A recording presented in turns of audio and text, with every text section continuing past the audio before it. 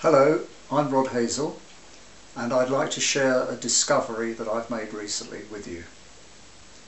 Here you can see a selection of flutes. The three at the front are Baroque flutes, and they're all pitched at A415.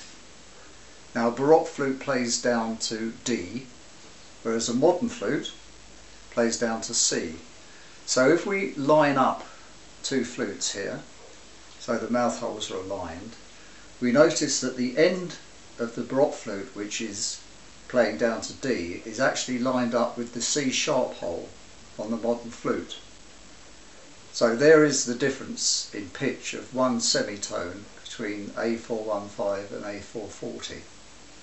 So if we can extend the length of the modern flute so that this lines up with that, we've then got a modern flute playing at A415.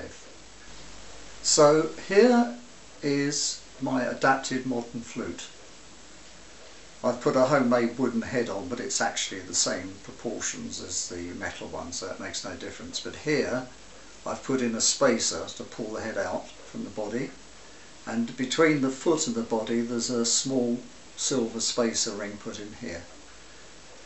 So if we now compare the flutes, line up the mouth holes, we can see that the end of the Baroque flute is now aligning with this D hole on the modern flute. So this should play at A415, and in fact it does rather well.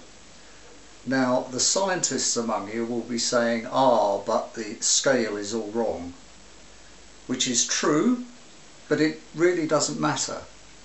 Really, any flute, however good it is, can easily be played out of tune, and the whole business of playing a flute is listening to what you're playing so that you can play in tune. And I found that this arrangement is perfectly capable of being played in tune, and so I will give you a demonstration of how it sounds and you can judge for yourself. Here is the modified flute at A415. I'm going to play Solo 2 from John Stanley Sonata's Opus 4 to a MIDI backing track at A415.